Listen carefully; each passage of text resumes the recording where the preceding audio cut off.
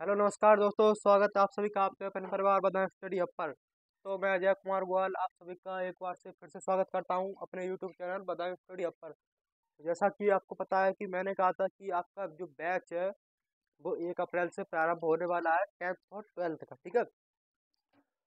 तो किसी कारणवश हमारी 1 अप्रैल को वीडियो नहीं आ पाई, तो आज 2 अप्रैल है। तो आज मैंने आज को ये वीडियो मतलब बनाई थी और आज ही अपलोड की है, ठीक है। तो कल बनाई थी और आज अपलोड की है। तो देखिए कि आपने पिछले 2 महीनों में हमें बहुत ही अच्छा रेस्पॉन्स मिला हमारे यूट्यूब चैनल बताएं स्टडी अप पर। तो और हम भी आपके साथ लगातार मेहनत करते रहे, आपकी परीक्षा में बहुत ही बड़ा योगदान भी हम थोड़ा बहुत दिया था। तो आज का जो टॉपिक है, यानी आज हम कक्षा 10 विज्ञान में केमिस्ट्री का पोर्शन पढ़ने वाले हैं और उसमें भी पढ़ेंगे हम पहला चैप्टर जो कि आपका है रासायनिक समीकरण एवं रासायनिक अभिक्रिया एवं समीकरण। तो वही चैप्टर आज हम पढ़ने वाले हैं, ये टॉपिक है। इन टॉपिकों को आज हम क्लियर करेंगे आप आज की इस क्लास में।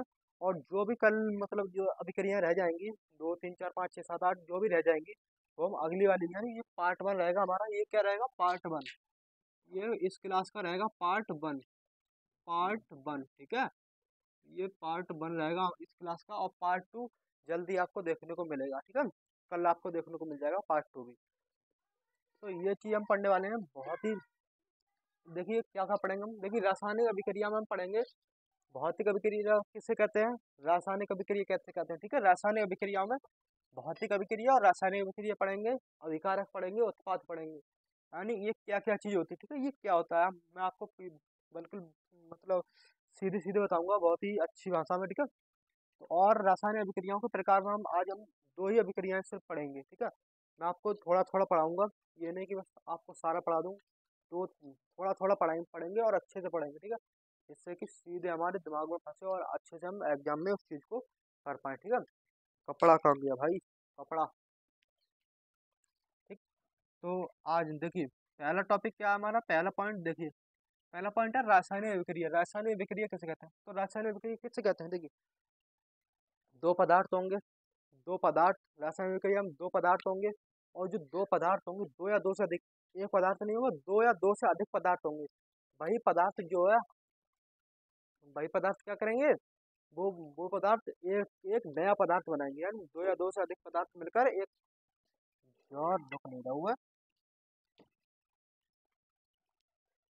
दो या दो से अधिक पदार्थ मिलकर क्या बनाएंगे, एक नया पदार्थ बनाएंगे। तो उसी को हम क्या कहते हैं, रासायनिक समीकरण अभिक्रिया कहते हैं, ठीक है। जैसे दो पदार्थ होंगे, जैसे मैंने मान लिया H2 + O2, ये दो पदार्थ हैं और ये मिलकर क्या बना रहा है, H2O, ठीक है। अब ये दो पदार्थ हैं तो ये मिलकर एक पदार्थ बना रहे हैं, एक नया पदार्थ बना रहे हैं ना। अब H2 + O2 मिलकर एक क्या बना रहे हैं, एक नया पदार्थ बना रहे हैं। क्या बना रहे हैं, ठीक है। तो क्या लिखेंगे हम, एक कपड़ा दे दियो, कपड़ा दे दो, कपड़ा गुंजन, क्या बनाएंगे हम, एक नया पदार्थ बनेगा। तो देखिए कैसे बनेगा, अब मैं आपको डेफिनेशन लगवाऊंगा पूरी क्लियर क्लियर भाई। रासायनिक हेडिंग डालेंगे हम, क्या डालेंगे, रासायनिक समीकरण। रासायनिक समीकरण हेडिंग डालिए आप, रासायनिक समीकरण। ये वीडियो थोड़ी लंबी जाएगी, मतलब रासायनिक अभिक्रिया, सॉरी रासायनिक अभिक्रिया हम हेडिंग डालेंगे। और इसमें क्या लिखेंगे हम, देखिए उसमें लिखेंगे हम जब, लिखिए जब दो या जब दो या दो से अधिक, दो या दो से अधिक लिखिए मेरे साथ साथ, जब दो या दो से अधिक पदार्थ पदार्थ आपस में मिलकर, आपस में आपस में संयोग करके, यानी आपस में मिलकर या आपस में संयोग करके, यानी आपस में बातचीत करके, संयोग करके एक नया पदार्थ बनाते हैं, एक नया पदार्थ बनाते हैं, एक नया पदार्थ बनाते हैं। तो वह अभिक्रिया रासायनिक अभिक्रिया कहलाती है। तो बनाते हैं, तो वह अभिक्रिया, तो वह अभिक्रिया अभिक्रिया अभिक्रिया रासायनिक अभिक्रिया कहलाती है, रासायनिक अभिक्रिया कहलाती है, ठीक है। रासायनिक अभिक्रिया क्या कहलाती है, रासायनिक अभिक्रिया कहलाती है। ठीक है, कहलाती है। देखिए, जब दो या दो से अधिक पदार्थ आपस में संयोग करके एक नया पदार्थ बनाते हैं तो वह अभिक्रिया रासायनिक अभिक्रिया कहलाती है। यानी दो पदार्थों की, जैसे मैंने बताया था आपको, H2 + O2 दो पदार्थ है और वे H2O बना रहे हैं मिलकर। क्या बना है? हाइड्रोजन प्लस ऑक्सीजन दो पदार्थ है, वो मिलकर क्या बना रहे हैं? एक अकेला पदार्थ बना रहे हैं, जल, H2O। तो वह अभिक्रिया क्या है? रासायनिक अभिक्रिया है। ठीक है, क्लियर? ठीक है, ये पॉइंट क्लियर। देखिए, ये चीज तो हमारी होगी क्लियर, ये वाली। अब भौतिक अभिक्रिया किसे कहते हैं? अब भौतिक अभिक्रिया आपको बताऊंगा। देखिए, भौतिक अभिक्रिया किसे कहते हैं अभी बताऊँ। देखिए, अगर आपने 9th में पढ़ा होगा भौतिक परिवर्तन और रासायनिक परिवर्तन, 9th में पढ़ा होगा। देखिए, भौतिक परिवर्तन उससे कहते हैं, भौतिक परिवर्तन उससे कहते हैं जैसे पानी है, जैसे बर्फ है, बर्फ है, और बर्फ से मैंने क्या बनाया? पानी बनाया। अब क्या पानी से बर्फ बनाया जा सकता है? अगर जैसे मैंने बर्फ से पानी बनाया, बर्फ को मैंने पिघलाया तापमान पे, तो वह पानी बन गया। और अगर मैं पानी को ठंडा करूंगा तो वो क्या बन जाएगा? बर्फ बन जाएगा। तो वह स्थिति, यानी जैसे कोई पदार्थ है, अगर वो जिस स्थिति में था और उसको दूसरी स्थिति में ढाला जाए, और दूसरी स्थिति के बाद तीसरी स्थिति में उसी अवस्था में आ जाए, तो उसे कहते हैं भौतिक परिवर्तन। यानी अगर जैसे मैं कहूँ बर्फ से पानी बनाया जाता है, तो पानी से बर्फ भी तो बनाया जा सकता है, तो उसे कहेंगे भौतिक परिवर्तन। यानी जो स्थिति, जो वस्तु जिस अवस्था में थी, उस मतलब जो वस्तु जिस अवस्था में थी उसको वापस उसी अवस्था में लाना, यानी किसी चीज में हमने कन्वर्ट कर दिया। जैसे हमने बर्फ को पानी में कन्वर्ट किया, और कन्वर्ट कर दिया, और हम पानी से बर्फ भी बना सकते हैं, तो वह हो गई भौतिक अभिक्रिया। ठीक है, अब रासायनिक अभिक्रिया किसे कहेंगे? रासायनिक अभिक्रिया उसे कहेंगे जैसे दूध था, और दूध से हमने बनाई दही। दूध से क्या बनाई? दही। लेकिन हम दही से दूध नहीं बना सकते। दही से क्या नहीं बना सकते? दूध नहीं बना सकते। तो यह है रासायनिक अभिक्रिया। तो क्या है रासायनिक अभिक्रिया? यानी रासायनिक परिवर्तन कुछ भी कह सकते हैं। भौतिक परिवर्तन, रासायनिक परिवर्तन आपको समझ में आया? बताइए, समझ में आया? बर्फ से पानी बना और पानी से बर्फ बनेगा, तो ये हो गया भौतिक परिवर्तन। और दूध से दही बना, लेकिन दही से दूध नहीं बना। दही से क्या नहीं बना? दूध नहीं बना।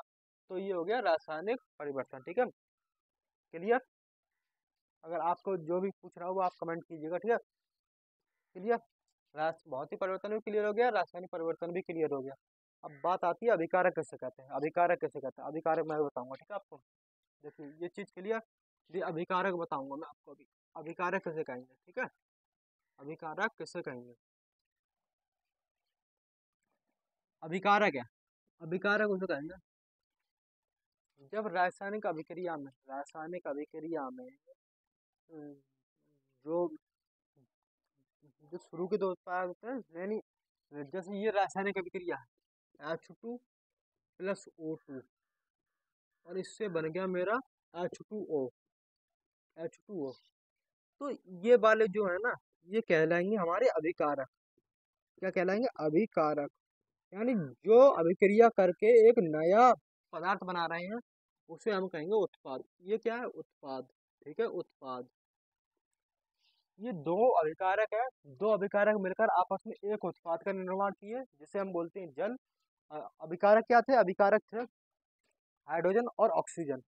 ये इन दो अभिकारक ने मिलकर, ये दो अभिकारक थे, इन्होंने मिलकर एक नए उत्पाद का निर्माण किया। कि उत्पाद का नाम क्या था? H2, यानी जल। ठीक है, उत्पाद का नाम था जल। तो आप समझ गए अभिकारक और उत्पाद किसे कहेंगे। यानी जो अभिक्रिया में, अगर मैं ऐसे खड़ा होता हूँ, तो जो लेफ्ट हैंड पे होते हैं वो अभिकारक होते हैं, एरो से इधर वाले लेफ्ट हैंड वाले, और राइट हैंड वाले होते हैं उत्पाद। ठीक है, उत्पाद। बात क्लियर? अभिकारक और उत्पाद बात क्लियर हुई? अभिकारक और उत्पाद, ठीक है, क्लियर बात। अभिकारक भी और उत्पाद भी क्लियर हुआ होगा आपको। ठीक है, ठीक। आती है बात रासायनिक अभिक्रियाओं के प्रकार। ठीक है, अभी रासायनिक अभिक्रिया कई प्रकार की होती है। 7-8 प्रकार की होती है, ठीक है। लेकिन मैं आज आपको बताऊंगा योगात्मक अभिक्रिया और विस्थापन अभिक्रिया, ठीक है। योगात्मक अभिक्रिया आज हम पढ़ने वाले हैं। क्या? डालिए हेडिंग, योगात्मक अभिक्रिया।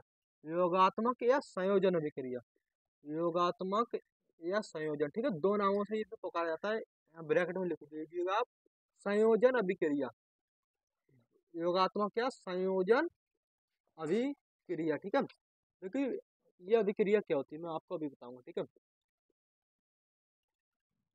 देखिए ये अभिक्रिया क्या होती है, ठीक है। जो योगात्मक यानी अभिक्रिया होती है, इस अभिक्रिया में क्या होता है, ठीक है। देखिए इस अभिक्रिया में होता क्या है, इस अभिक्रिया में दो या दो से अधिक पदार्थ मिलकर एक नए पदार्थ का निर्माण करते हैं। दो या दो से अधिक, दो होंगे या दो से अधिक होंगे, वो एक नए पदार्थ का निर्माण करेंगे, उस अभिक्रिया को कहते हैं योगात्मक अभिक्रिया। दो या दो से अधिक पदार्थ आपस में अभिक्रिया करके एक नए पदार्थ का निर्माण करते हैं, तो उस अभिक्रिया को कहते हैं योगात्मक अभिक्रिया कहते हैं। या ऐसे कर सकते हैं हम, दो या दो से अधिक अभिकारक मिलकर एक नए उत्पाद का निर्माण करते हैं, उस अभिक्रिया को हम योगात्मक अभिक्रिया या संयोजन अभिक्रिया कहते हैं, ठीक है। देखिए क्या कहेंगे हम यहाँ पर, दो या दो से, लिखिए मेरे साथ साथ, दो या दो से अधिक, दो या दो से अधिक, दो या दो से अधिक, दो या दो से अधिक अभिकारक यानी अधिक या अभिकारक या पदार्थ, ठीक है। जो जब, जैसे आप लिखेंगे जब अभिक्रिया में, ऐसे लिखिए, जब अभिक्रिया में, जब अभिक्रिया में, अभिक्रिया में दो या दो से अधिक पदार्थ आपस में मिलकर, आपस में पदार्थ आपस में मिलकर, आपस में मिलकर, आपस में मिलकर आपस में मिलकर एक नए पदार्थ का निर्माण करते हैं, नए एक नए पदार्थ का निर्माण करते हैं, एक नए पदार्थ का निर्माण करते हैं, निर्माण करते हैं, निर्माण करते हैं, तो वह अभिक्रिया योगात्मक अभिक्रिया कहलाती है। तो वह अभिक्रिया, ठीक है, तो वह अभिक्रिया योगात्मक, योगात्मक अभिक्रिया कहलाती है, योगात्मक अभिक्रिया कहलाती है, ठीक है, कहलाती है।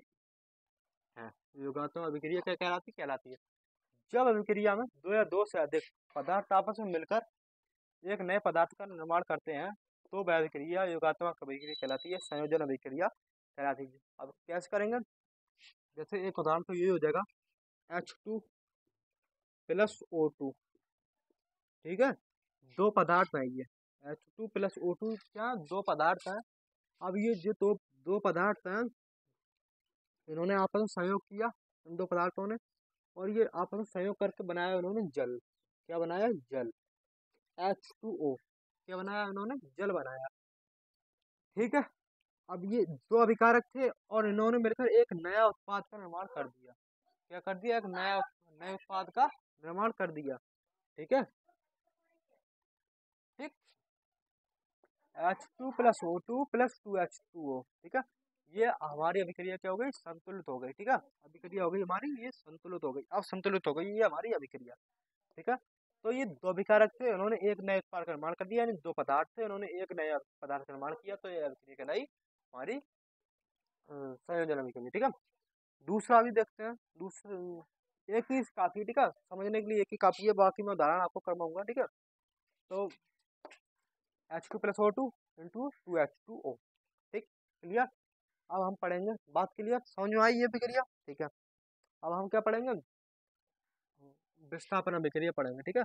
विस्थापन अभिक्रिया हम पढ़ने वाले हैं, ठीक है।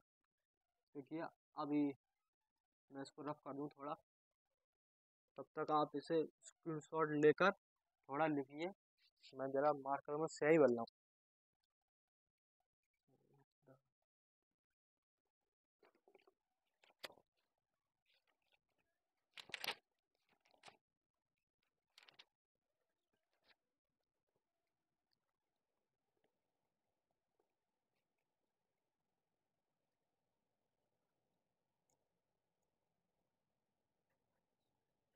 अब हम पढ़ेंगे विस्थापन अभिक्रिया। क्या पढ़ेंगे? विस्थापन अभिक्रिया। ठीक है, दूसरा नंबर डालना विस्थापन अभिक्रिया, विस्थापन या प्रतिस्थापन अभिक्रिया। ठीक है, या प्रतिस्थापन, ये एग्जाम में बार बार पूछी जाती है। ठीक है, प्रतिस्थापन अभिक्रिया बहुत ही बार पूछी गई है, प्रतिस्थापन अभिक्रिया। ठीक है, प्रतिस्थापन अभिक्रिया, प्रतिस्थापन अभिक्रिया। ठीक है, इस अभिक्रिया में क्या होता है? देखिए, दो तरह के लोग होते हैं, एक ज्यादा ताकतवर और ये कम ताकतवर। दो तरह के लोग होते हैं, इसमें भी ऐसा ही खेल है कुछ।